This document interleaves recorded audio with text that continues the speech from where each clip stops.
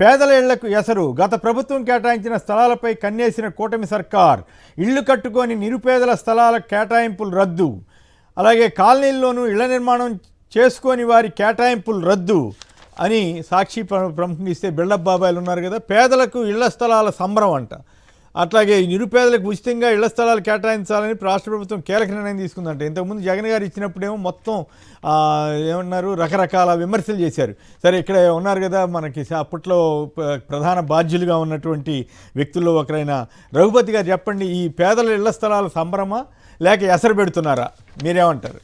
ఇది ఒక రకంగా చెప్పాలంటే పేదలకు ఎసరు పెట్టేటువంటి కార్యక్రమమే. దీంట్లో మళ్ళా రాజకీయాలకి తెరదీయటం. ఆ రోజు జగన్మోహన్ రెడ్డి గారు ఒక శాచురేషన్ పద్ధతిలో ఎక్కడ కూడా వివక్ష అనేది లేకుండా ప్రతి ఒక్కరికి అర్హతే ప్రామాణికంగా ఇళ్ల స్థలాలు ఇచ్చినటువంటి ప్రక్రియ ఆ రోజు మొట్టమొదటిసారిగా నేను చూశాను. నేను దాదాపు నాన్నగారి సమయం నుంచి గమనిస్తూ వచ్చాను. ఏ రోజు కూడా అంతకుముందు ఒక లేఅవుట్ లాగా తయారు చేసి ఒక కాలనీ లాగా డెవలప్ చేసి వాళ్ళకి జియో ట్యాగ్ చేసి నిలబడి ఇది స్థలం నీది అని అప్పచెప్పినటువంటి దాఖలా ఎప్పుడు చూడలేము మనం. కరెక్ట్. అలాంటిది మరి ఎక్కడ కూడా ఏ చిన్న కంప్లైంట్ లేదు, మేము టీడీపీ వాళ్ళం మాకు ఇవ్వలేదు అనేటువంటి ఒక మాటను లేకపోయారు. ఎంతసేపటికి అదేదో తక్కువ ఇచ్చారు ఇంకా అదే మాట్లాడేటువంటి విధానమే తప్పించి చాలా సిస్టమేటిక్గా ఆ రోజు జరిగిన దాన్ని అందరికి కూడా తెలుసు. అందుకని చంద్రబాబు నాయుడు గారు మభ్యపెట్టడంలో మాస్టర్ డిగ్రీ చేశారంటుంటాను. మాస్టర్ డిగ్రీ, డాక్టరేట్ డాక్టరేట్ అన్నారు.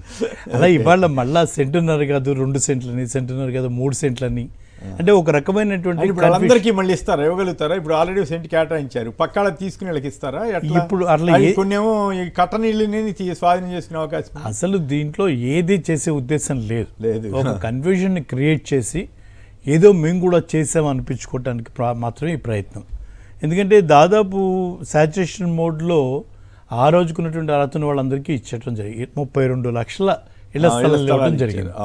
అలాంటిది కాకపోతే ఈ 6-7 నెలల్లో, కాకపోతే సంవత్సరంలో ఇంకొక దాని మీద ఒక 50-60 వేలు వస్తే వచ్చుండొచ్చు అవసరం బట్టి. ఇప్పుడు దీంట్లో వాళ్ళు ఇచ్చే ఉద్దేశం ఎందుకు కనపడట్లేదని అంటే, వాళ్ళకి నిజంగా చిత్తశుద్ధి ఉంటే వాళ్ళని ఎవరైతే కట్టుకోకుండా ఉన్నారో తప్పకుండా చర్య తీసుకోవాల్సిందే. వాళ్ళకి ఏంటి ఇబ్బందులో ఆ ఇబ్బందుల్ని ఎట్లా ఓవర్కమ్ కావాలో వాళ్ళకి సూచనలు ఇవ్వాలి. దాంట్లో ఇన్ఫ్రాస్ట్రక్చర్ డెవలప్మెంట్ కోసం చాలా మనం ప్లాన్ చేసాం. చక్కటి లేఅవుట్ కింద దీన్ని ఆల్రెడీ ప్రైవేట్ లేఅవుట్స్లో కూడా లేని విధంగా 30 అడుగుల రోడ్లు, 40 అడుగుల రోడ్లు పెట్టి బ్యూటిఫుల్ కాలనీస్. అంటే నాకు డౌట్ వస్తుంది, ఇప్పుడు ఇవన్నీ కూడా మేమే చేసామని చెప్పుకోవడానికి ఒక ప్రాతిపదిక ఏమైనా తయారు చేసుకుంటున్నారా? నేను అదే పేర్లు గమనించే ఉంటారు, ఆల్రెడీ పేరు మార్చారు. సరే, పేరు ఏమన్నా పెట్టుకోనండి, ఉద్దేశం మారకూడదు కదా అంటున్నాను. ఆ రోజు జగన్మోహన్ రెడ్డి గారు ఒక చక్కటి లేఅవుట్ లాగా రావాలి ఇది, అది దాంట్లో అన్ని వసతులు, అవును, ప్రైవేటు వాళ్ళు రియల్ ఎస్టేట్ రంగంలో వేసేటువంటి ఆ అన్నిటిని కూడా అక్కడ పొందుపరిచి అండర్ గ్రౌండ్ కేబులింగ్ చేయాలని, డ్రింకింగ్ వాటర్ ఇవ్వాలని, సీసీ రోడ్లు వేయాలని. వీళ్ళు ఇళ్ల స్థలం వరకే చెబుతున్నారు, తర్వాత మరి ఇల్లు కట్టిస్తామని ఇంకా అన్నట్లేరు. ఆ ఉద్దేశంతో మొదలైనటువంటిది ఆ కార్యక్రమాన్ని పేరు నువ్వేం పెట్టుకున్నా పేదవాడికి ఉపయోగపడే విధంగా ఆ ఇన్ఫ్రాస్ట్రక్చర్ ఏదైతే ప్లాన్ చేసామో ఆ కంటిన్యూస్ ఆఫ్ గవర్నెన్స్లో దాన్ని చేపట్టాల్సింది పోయి ఊరికినే దాన్ని అంతా మభ్యపెట్టేటువంటి కార్యక్రమం.